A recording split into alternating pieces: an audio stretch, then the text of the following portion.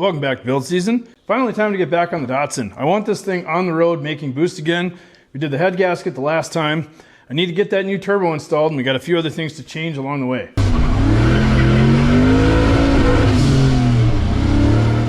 Astute viewers will realize that this looks exactly the same as the last time you saw it. I do have the radiator set in place, but it is not connected. There are a few other items that came along with this turbo upgrade that I need to tackle before we can put this thing back together for good. You remember the way this engine bay looks. It's 5 pounds of shit in a 1 pound bag. I swear, it's incredible we fit all this stuff. First thing that needs to be changed is this downpipe. The turbo won't bolt onto the manifold with this downpipe because this section here where it necks down from 3" to 2.5 is too long and it hits the turbine housing. So first thing I got to do is cut this off. We'll get the turbo mocked up in here, then I'll explain everything else. Let me explain the differences here. This is a T3 T04E 57 trim Garrett turbo. I got this from my friend Adair down in Chicago. It's worked really, really well. This is a journal bearing turbo, so all it needs is an oil line. It's very, very simple. It spools pretty good, and it works really great on this setup. Here, this is the ball bearing GT3582 that MaxSpeeding Rods sent to me. There's a few differences, obviously. The inlet size is different.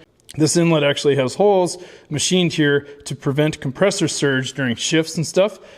But this is a ball bearing center section. So this sucker is going to spool way quicker. You might notice that the outlet of the compressor housing on the GT35 is a little bit larger than the 57 trim. In addition, the oil drain flange is different size, being that this is a GT series turbo. The biggest difference though is in the hot side. If you look at the turbine housing over here and the turbine housing over here, this turbine housing is larger, but it also has this extension right here to allow a 3" downpipe to connect. That is the main difference in why we have to trim the downpipe. Here's my favorite part. I love going on with the new turbo, even if it won't go on all the way. So it looks like we could maybe get that to fit almost, but the downpipe would be touching the firewall. So in that case, probably pull the downpipe out, cut the 2.5" flange off and all the 2.5" section of pipe, and then we'll put the 3" flange on the turbo and then fill in the gap. It will be miraculously easier to screw around with this downpipe if I just take it out of here.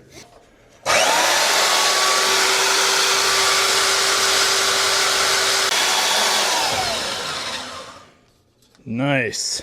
This isn't going to cut it at all.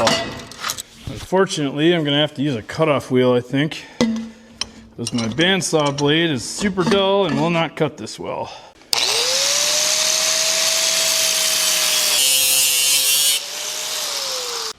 That's at least reasonably square.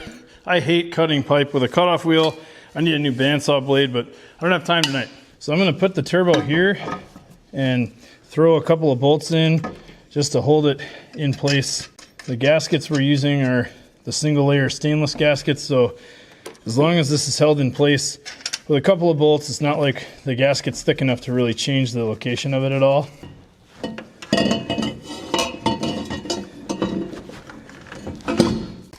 And one of the new parts that I did need was this right here. This is a 3" 4-bolt downpipe flange. I got this from Vibrant. I think I got it on Amazon. If I did, I'll link it in the description below. And if you click that link, I'll get a tiny kickback. Not a big deal. But I need this because the outlet of this turbo is 3", not 2.5, like the old one was. Got the downpipe loosely connected to the rest of the exhaust. That way, when I tack this in place, hopefully it's in the right spot and I can tweak it a little bit. After just a little bit of mess around, I have the piece that I need. Right there. Now don't worry about the gaps. It's what the MIG welder's for. This is a cutoff piece from when I was doing pie cuts or something a while ago. It actually seems to fit perfectly, and the downpipe sneaks right through, doesn't touch the brake master, the firewall, or the transmission. It's actually got clearance to all three. I have the front of the car up on a jack stand, and I have the exhaust resting on the jack to pick it up off the ground so that we can get this thing in place as accurately as possible. I'm going to get the welder and tack all this together, and then we'll move on. Anytime you're going to weld on exhaust with the pipes on the car, make sure that you disconnect the negative cable. You don't want any current passing through any of the electronics I'm grounded right to the turbine housing. There should be some decent contact there.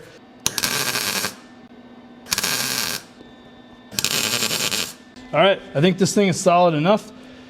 Now I have to undo it from the rest of the exhaust and snake it back out of here. We can take it over to the bench and weld it fully.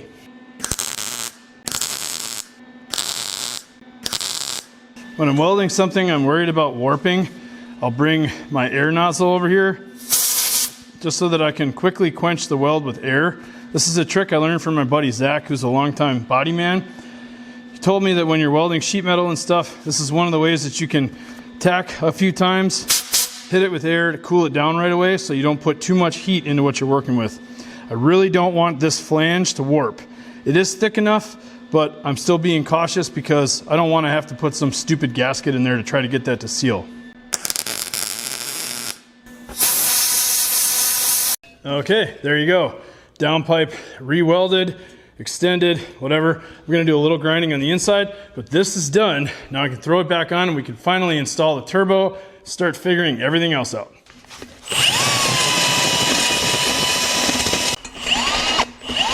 As I said before, my favorite, the single layer stainless steel gasket. Slam that guy on there. Maybe not slam, but you know, install the gasket. You know what I mean. I said this in the last video that I talked about this turbo, but I actually really like the exhaust housing design on this. The access to the bolts for the turbine inlet flange are extremely accessible. It's really easy to get the bolts on here, and you can actually run this down with an impact or whatever right from the top straight down. It's a lot better access than the Garrett turbo I was running before. Gonna hook it up down there and then put the gasket in and hook it up here. This turbo outlet gasket came with the turbo as well as the feed fitting and everything. Just gonna use the gasket that they supplied. Again, a single layer stainless gasket. Feel like I shouldn't have to mention this, but with everything related to exhaust and stuff, wait till you've got everything mocked up before you start tightening stuff, especially turbo pipes and all that stuff, because there's always a little bit of wiggle room, especially in V-band clamps and stuff. Just help you get things going, get it aligned, you know. How do you like my halfie? Get your mind out of the gutter. Talking about this half a wrench that I made. I bought a really cheap one because I couldn't find a stubby wrench that was short enough. And sure as shit, we are still gonna need it. I take back what I said earlier about this being exceptionally easier. It is somewhat easier, not exceptionally. So this is where the turbos start to become a little less similar. Obviously, the inlet flange is the same size, but this being a ball bearing turbo, we have a couple of things that are going to change.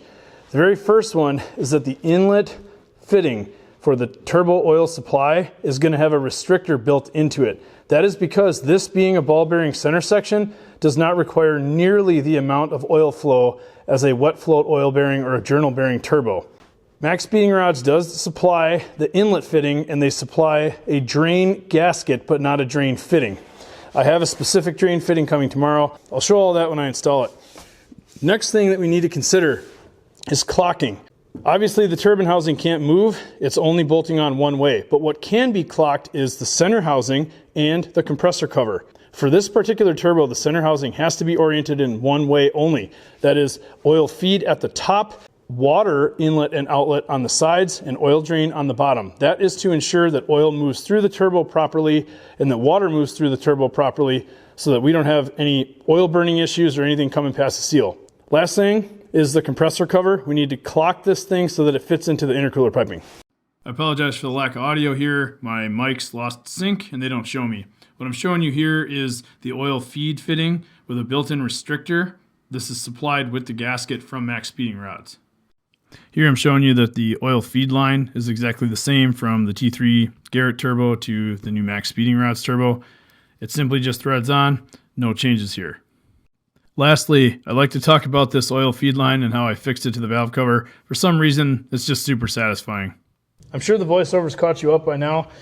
Before I go and do anything else with the rest of the car, hooking up the radiator, the belts, all that other stuff, I have to get into the last remaining difference, which is the water lines. This kit right here is from Kinugawa, whatever. I'll link this as an Amazon affiliate link in the description below.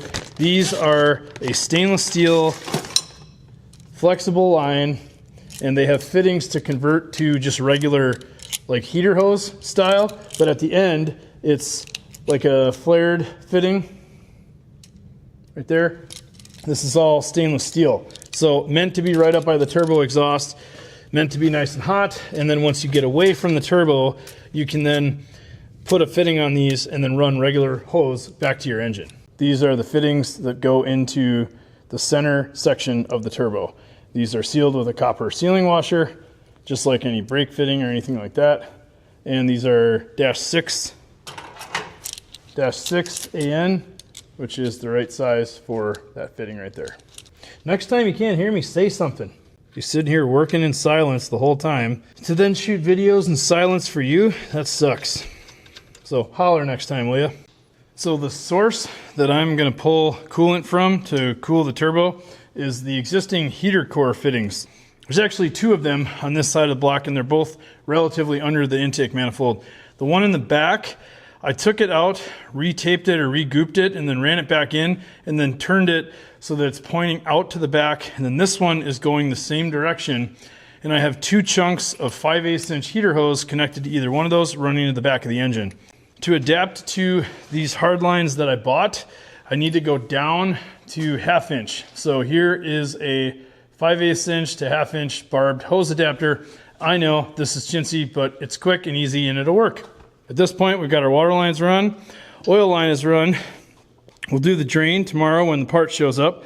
I got to order the coupler for the compressor outlet. In the meantime, I guess I'll get back to everything else. All right, I'm getting ready to install the distributor. Remember, KA24DE distributors. There's a notch and there's a dot right here in the distributor gear. These 2 have to line up, and then your timing has to be on top dead center at the crank. I'll show you what that looks like. Again, top dead center on these is the 2nd mark right there. Just buttoning up a couple other things. I've got the fuel line reconnected, but it needs to be tightened. Kind of laying the wire harness where it's supposed to go for now. And I think to finish off tonight, I'll grab the coils.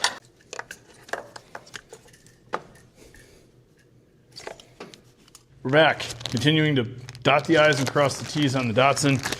I got this right here. This is an extended drain fitting for GT series turbos. Use this so that it'll get the drain fitting down below the center housing of the turbo, make it a lot easier to get the hose on and off if I ever need to remove the turbo.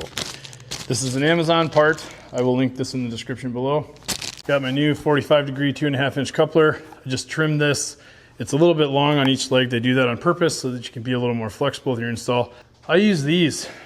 These are a Quinn brand shop shears. You can get these at Harbor Freight. This is just a big heavy duty scissors. It works great for cutting couplers and hoses and all sorts of other stuff. They're cheap and a really handy tool to have in the shop. I'm putting the radiator back in. I'm changing fans out. I used to run 2 12-inch radiator fans, which was an incredible amount of cooling for this thing, but it made packaging a nightmare because everything's so tight on the hood. Switching over to 2 10-inch fans. I have to zip tie the fans to the radiator, and I'm sure a lot of you guys have seen these type of radiator fan zip ties with the little pads and stuff. They sometimes work, they sometimes don't, and it can be annoying sometimes to shove them through the fins. Here's a cheap alternative. If you go to Menards, you can get a pack of these right here. This is a sticky back, as we called them in the industry, doing control panels and stuff. This is a little sticky plastic bracket you could stick on the back of a control panel, loop a zip tie through there, and hold your wires to it. Poke a hole in the middle, run a zip tie through it like this, and bam. You've got a way to hold your radiator fan through. Shove this through the fins, and then if you're cheap, loop it back around, zip tie it. If you can afford to waste zip ties, take another zip tie, put the head of it on the other side of the radiator and pull it tight. You can see there's the sticky back being used as like the little washer on the backside. Trim the tails and radiator fans aren't going anywhere. Got that starter wrestled back in there, trying to get a ratchet or something on these bolts. Make this process go a little faster. Starter's back in, throttle's hooked up, and I think everything else, hose and fitting wise, is reconnected. The battery to the alternator charging circuit is connected. At this point, I think I need oil, I need water, and we're gonna hook up the battery and see if this thing cranks and fires up.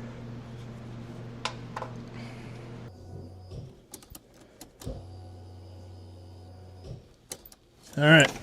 See any leaks? You'd tell me if you did, right? I think there's 10 pounds or so left in the fuel rail. I don't see any leaks out of the fuel rail. Well, I guess now's as good a time as any.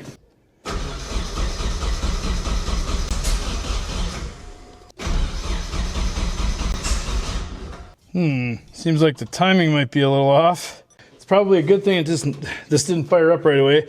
I need to crank the engine to build oil pressure to get to the turbo anyway. So that's actually a happy accident that worked out. I might actually pull the fuel pump fuse, crank for just a little bit more, and then make sure I'm building oil pressure first.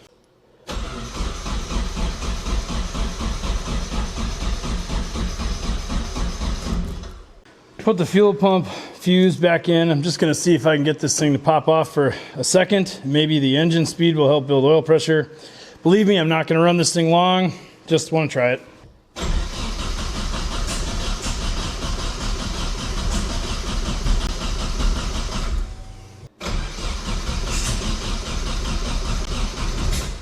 Timing is definitely off, for sure. All right, I loosened the distributor hold down, and I think I moved it, I advanced it as far as I could, and I think maybe I have this thing in a tooth off, so I might have to go in and mess with the timing or the base settings, but I have this advanced now. Let's give it a shot. Yes! Oh, yep, and we got oil pressure. Oh, that's gonna make a mess. Oh, yes it is. Whoa, we got a lot of oil out of that line really fast. So I'm definitely gonna have to mess with the timing a little bit on this thing. So let's let it run for a little bit. I'll mess with the distributor while it's running.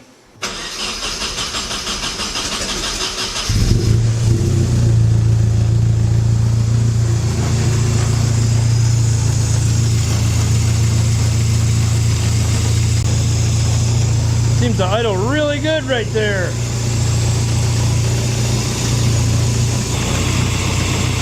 Gonna lock the distributor down right there.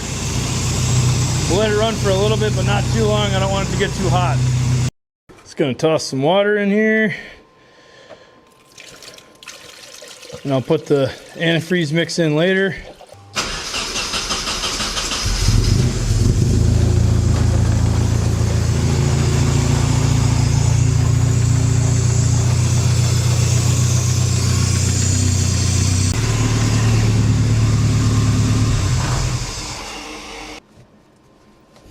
Oh no. Oh, we have a huge leak. So it turned out the oil pressure line, the oil pressure line fitting on the side of the block wasn't super tight. It's all part of it. Last night I was trying to run this thing in and I had a few plumbing leaks here and there. I got those sorted out right away this morning. I want to pull the distributor out, rotate it like a tooth forward and put it back in. That should get us right back to where we were timing wise.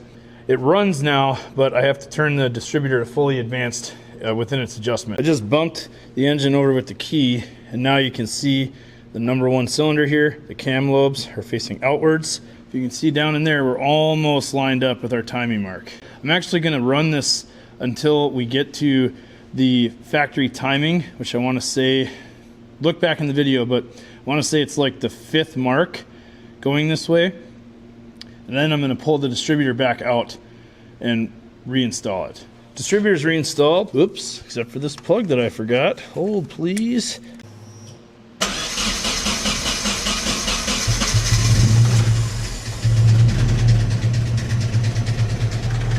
We can at least get this cooling system bled up.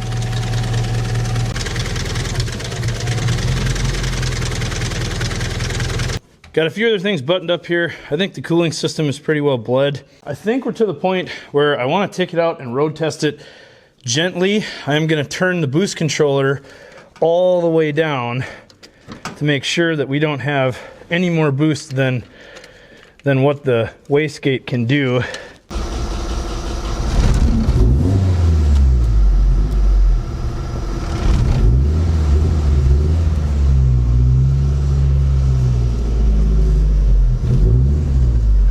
All right, here we go.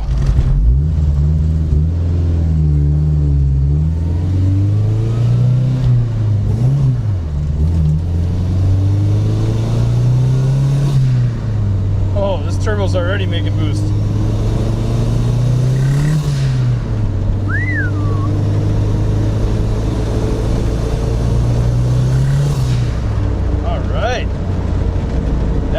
seems like it's making boost quick. Just watching the temp, it all looks pretty good. Just a quick trip around the block, but so far it seems good. This thing really lets loose. Doesn't hold the power in third anymore.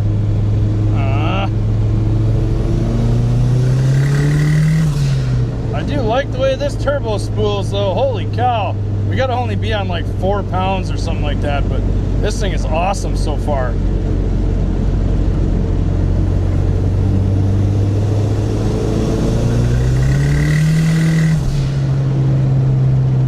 All right, we are steaming a little bit out of the overflow. I think she's a little bit hot. I'll let her cool off a second here and see what else is going on. I might need that other fan. She's boiling over again. What does that mean? We don't have any dang coolant in it again? Hopefully we don't have another problem. I thought we had this thing bubbled. I got the funnel hooked up again. We're going to run it for a while and keep adding water. See if we can't get this thing to cool down, behave. It is a very strange cooling system. And now we have the turbo in there, so that could be adding another layer of weirdness. So let's bubble it some more. So I've been sitting here letting this thing try to bubble. It seems like it's just overheating because I can't get any water to circulate. So I disconnected the fan. I'm letting it run and I'm squeezing the lower hose trying to get the thermostat to open, which is what I think is going on. So after like an hour of trying to bleed this thing, my suspicion is this brand new thermostat that I put in is stuck. It won't open.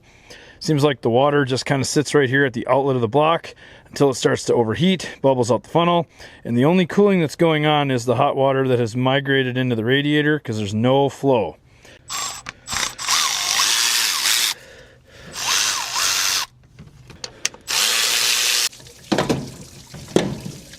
I think we have flow now. Thermostat not open, not allowing any water to pass. Piece of shit. Brand new thermostat. I tested the thermostat. It was open before and now it is actually closing slowly. However, it doesn't seem to be super reliable. I don't know. It seemed like this thing really did not want to move. Anyway, I'm now suspicious of this thermostat, so I may run a gutted thermostat like I have in the past, because that seemed to work just fine. Okay, here we go again. No thermostat this time. Let's see if we get flow.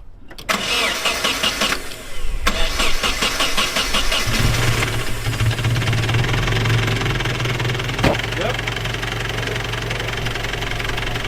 Yeah, of course, temp gauge would be reading ice cold right now, but we're a little over 100 degrees.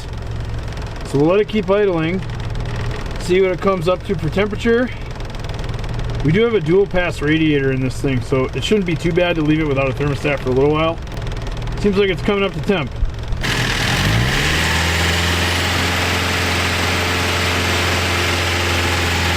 Alright, so we're cruising down the road here. Temp gauge has come down. Obviously we're moving wind through the radiator, and it is a chilly day today, so at least this thing is staying cool, so it's indicative that it doesn't have a head gasket leak anymore. We'll give it a little bit of boost here and see what it does.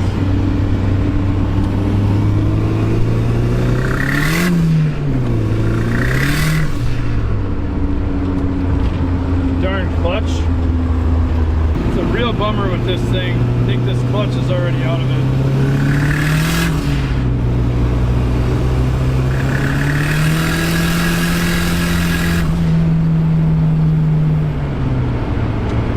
Darn it.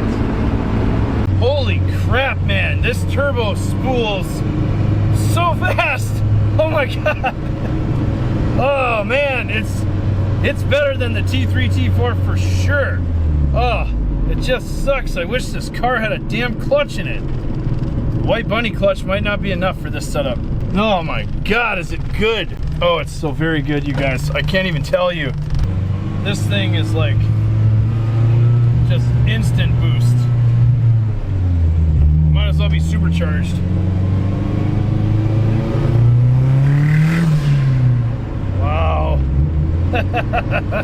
It sounds really good. Now obviously the dump pipe for the wastegate isn't attached right now. I have a plan for that, I want to fix it, but I wanted to make sure this thing was going to stay cool. Now that we're cooling the turbo with the engine's cooling system, I want to make sure we can handle it. Seems like no thermostat for now is the plan for today. That thermostat I got brand new was junk. But in the meantime,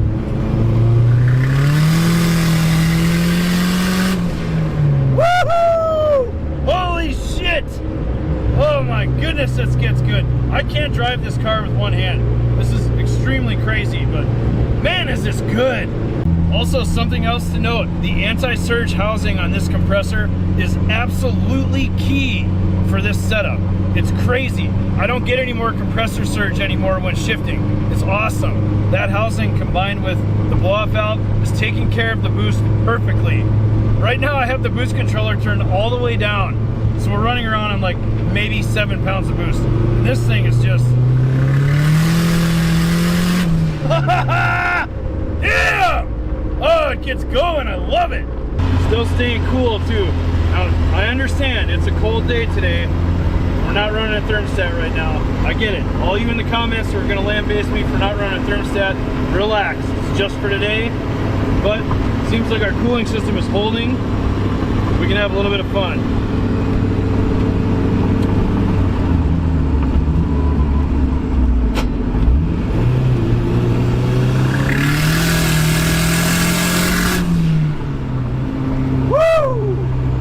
This video is going to be terrible, okay? But just enjoy some of these sounds, all right?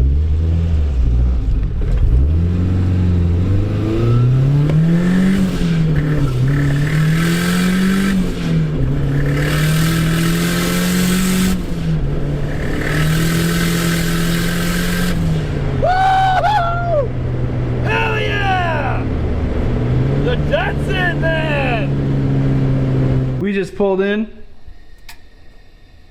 And you can still hear that damn impeller wheel spinning on that turbo. Oh man, holy shit, this thing is so good. Oh man, it's been a long time since I drove this car. Obviously there's still a lot of stuff that I have to, you know, tighten up or whatever and sort out. Obviously the cooling system is unhappy, not having a thermostat in there, but wow, MaxSpeeding Rods GT3582 ball bearing turbo is a freaking riot in this thing. Damn, dude. If you guys have built journal bearing turbo setups before and you've never tried a ball bearing, give it a shot. I understand there's more plumbing involved, but shit, dude, this thing spools, it has to spool 500 RPM faster, if not more. I feel bad for this poor clutch. But look at this. Everything seems to be in order under the hood here. I don't see anything egregiously wrong. It hasn't sat long enough for me to see if there's any leaks, but oh man, the little Datsun lives. Head gasket repair worked. This thing is sick. A few days later now, thought I'd put the Datsun up on the lift. Got a few things I want to fix. It'll be a lot easier from underneath. The thing essentially runs and drives, but I'd like to get this thing dialed in just a little bit better. So here's what's going on. First thing I had to tackle is if you follow that blue hose way up there, I had to tighten the flange at the bottom of the turbo, as well as put a clamp on the oil drain line. Secondly, you can see here, here's the lines for the water cooling to the turbo. They run kind of around the back of the engine underneath the turbo manifold. I need to get them tied away from the manifold so it doesn't melt a hole in the hose. The engine block should be fine. Heater hoses run up against the block all the time. So I'm gonna zip time, I think, around the motor mount here and see if that's enough to hold those hoses out of the way. I'm also just realizing that I may or may not have forgotten to tighten the motor mount. Must not have been necessary. Build a good motor mount, it doesn't even need to be tight. One of the things I've been wanting to change about the Datsun for quite a while is I want to plumb the wastegate back into the downpipe. I did that on my olds. It's really nice. It kind of keeps the whole thing a little bit quieter when you're hitting high boost and the thing is opening up. This thing is extremely loud when you hit boost. So you can probably see just the tip of the wastegate dump. I think if we slip this pipe just over the end there, I've got it coped now where I can just trace a hole in the rest of the exhaust, and I can cut that hole and weld this, and I can weld it there, and look at that. And I think we can fill it in with a little bit of MIG, and this sucker is going to be way quieter. So you can see I've got my hole that I need to punch into the downpipe marked out right here. We're going to go at this with a hole saw.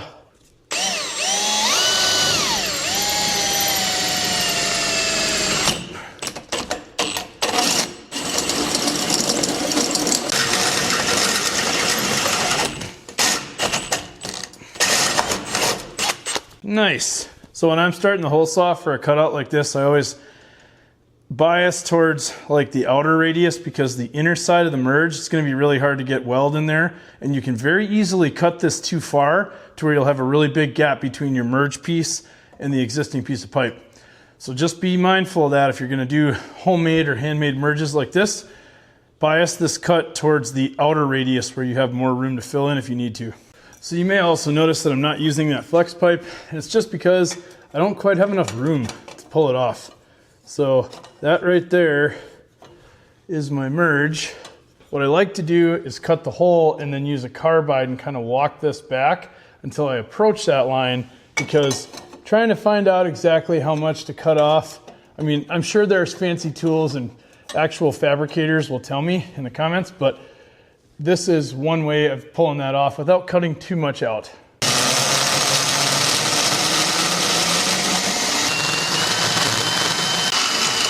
You get it, I'll be here for a while. And now the fun part, welding under a car. So when I weld this, I'm gonna basically get my merge piece where I want it, make sure it's covering that hole that I made. Start with that. All right, there's some gaps, but it's all right. Looks pretty good to me. Now the wastegate is plumbed back into the downpipe on this sucker. I'm excited. We're back again, and I'm here to install one thing that I never installed when I built this car originally, a boost gauge. I tuned the car using Micro Squirt and Tuner Studio, so I was hooked up to it pretty much the entire trip on Power Tour, and that was my boost gauge. I didn't have one at the time. I'm gonna put one in today. So I had this cool plan to put the boost gauge here in the driver's side air vent. Made a little plate for the gauge to slip in there. It was a very snug fit. Trying to install it, it broke everything. New plan, it's gonna get zip tied to the steering column like the other gauge next to it until someday I redo it, or probably never. World's fastest boost gauge installation. Let's see. Oh, we got light. I think that's pretty much all we need. All right, I know all you can see is gauges, but it's pretty good.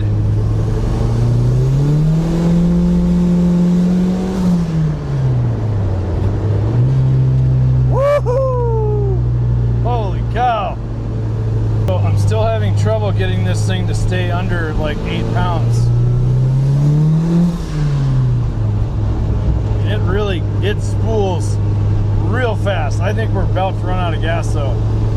But still, it wants to overboost still.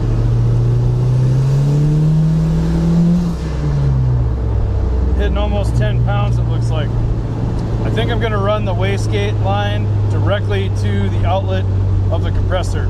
We'll see if that gets us a little bit less boost. So now up here where the boost controller was, I just have a T with a vacuum cap on it. We'll get some more fuel in it, take it back out, and see if we can finally keep that boost under 8 pounds. All right, so now with the boost controller completely bypassed, let's see what it does.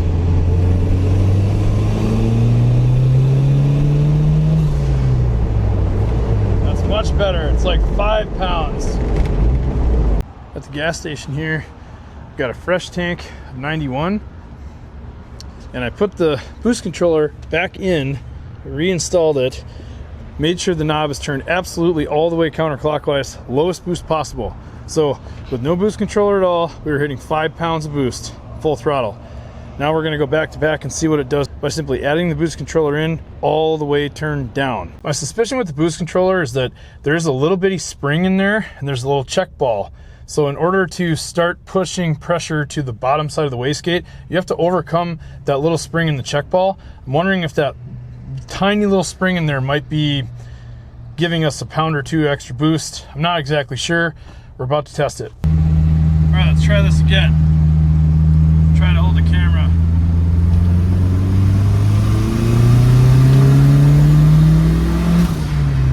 That seems much better. All right, pulled over here, gave it like 3 clicks up. I'm hitting about 8 pounds pretty consistently. So I'm thinking a couple of clicks up might get us to 9-ish. I don't want to go over 10 pounds without pulling any timing out. See what it does.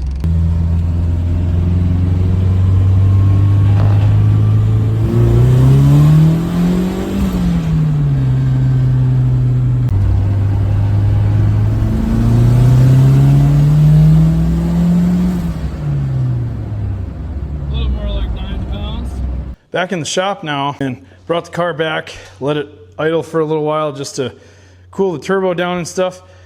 And I'm not exactly sure what's going on. It seems like the thing was running pretty good, but I think we have a problem with ignition. I think this thing is losing spark as we get higher in RPM. I'm gonna pull the number 1 plug just to get a look at it.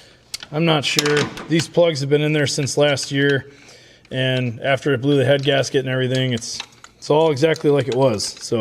So interesting. Get a look at this. This is the plug number 1. So yeah, there's a soot ring around the plug, but the ground strap looks pretty good. Now I understand these have been running in there for a while. I don't see any glaring evidence that this thing is running really bad or anything like that. All right, there it is. That plug is covered in oil. I don't know if that's from the valve cover gasket. I know I had that happen once before, but I'm willing to bet that those rings are gone. Plug number 3. Yeah, it's weird. It's like the oil's running down the threads. Look at the actual electrode, it's dry. And plug number 4. Completely fine. Completely fine. Like this thing is running perfectly. So I think that's our problem. We have a leaky valve cover gasket. I have a new one. I'll throw it in. I would think that if the rings were gone, that this thing would smoke. I really do. It doesn't smoke. It doesn't burn anything. There's no real evidence of anything caking up on the ground strap of the plug. It doesn't take much to change this valve cover gasket. So, and I have a new one. So I figure I'll pull this one off real quick.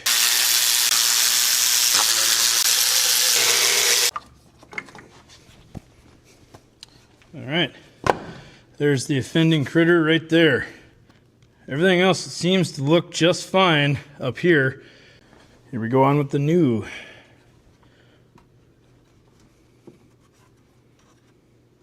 Okay, a new valve cover gasket going on.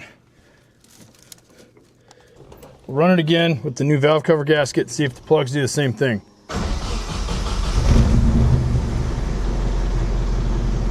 Again, I don't see or smell any smoke. None whatsoever out of the tailpipe. This thing is running clean. I feel like plug number 2 has been a real pain in the ass, so let's take a peek at it right away. Well, there's just a tiny little bit of oil on that plug. All right, I'm gonna try one more thing. Get the car running, then measure the temperature of each header tube. Cylinder 1, 125 degrees. Cylinder 2, 135 degrees. Cylinder 3, 135 degrees. Cylinder 4, 125, 130 degrees. I don't think it would run and idle this good if we had some serious bottom end problem. Here it is running.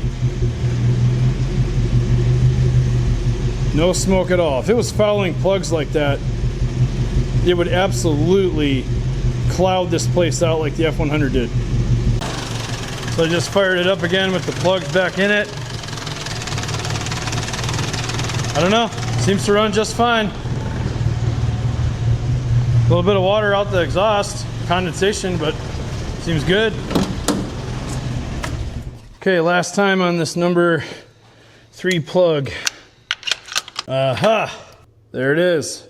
Nice and clean and dry.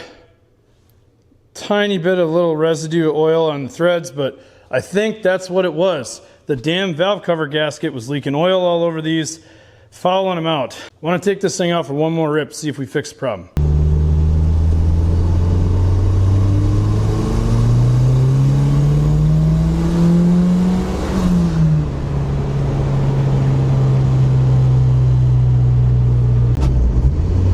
That felt better. Let's try second gear.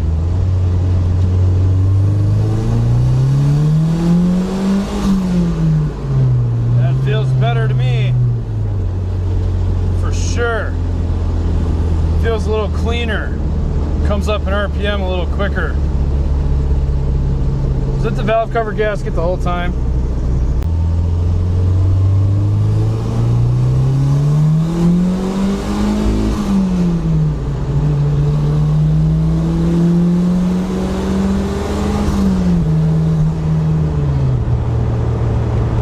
Better to me.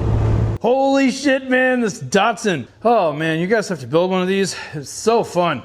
Use an engine no one really cares about, put a turbo no one would buy, and build it yourself. It's awesome. Okay, this thing needs plugs for sure. Other than that, this thing is making 8-9 pounds reliably, and it is a riot. The ball bearing turbo is sick. The little Datsun lives again. This new turbo is freaking awesome. Thank you to all my subscribers, both new and old, all my new members, everybody out there donating to the parts fund. That means a lot to me. Like, comment, share, subscribe, all that good stuff. I have a goal. It's 50K and I'll stay. We'll see you in the next one.